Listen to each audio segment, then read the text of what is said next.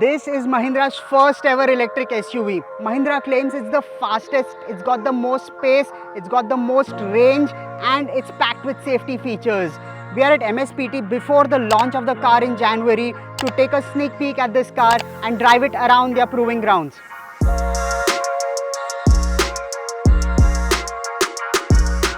So the MSPT driving experience that we're doing now, it has 4 different type of tracks.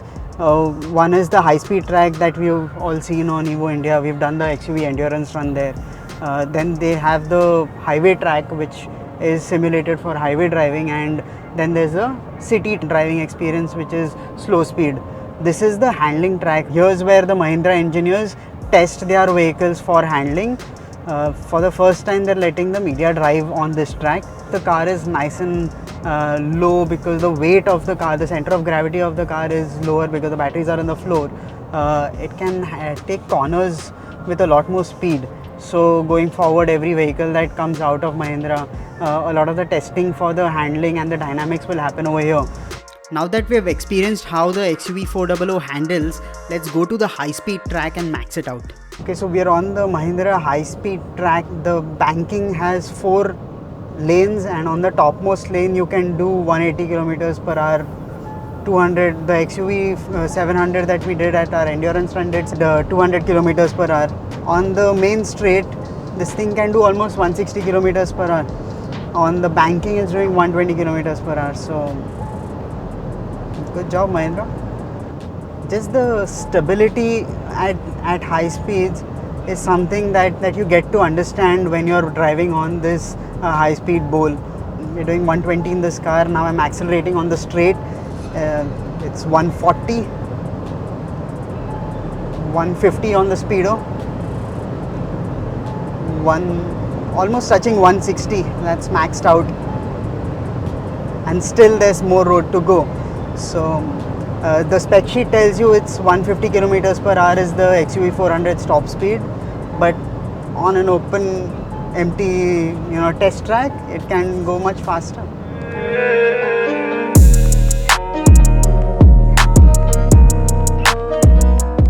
There will be low rolling resistance tires to get maximum efficiency, and that is how I think Mahindra is getting the 456 kilometers of claimed range, which is a few kilometers more than the Nexon EV Max.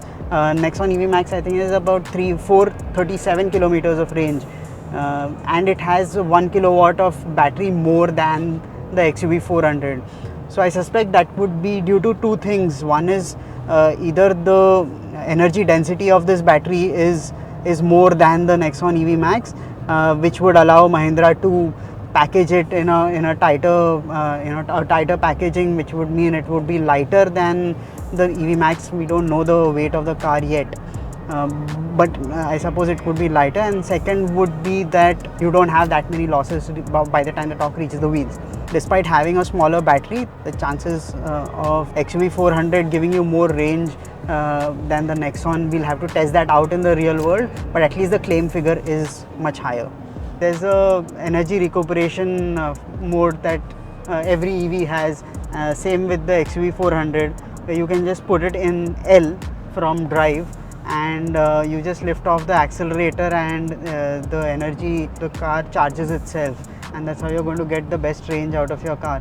This is also a much larger vehicle than the Nexon EV Max. The EV Max is a sub 4 meter, which is 3,900 and something mm.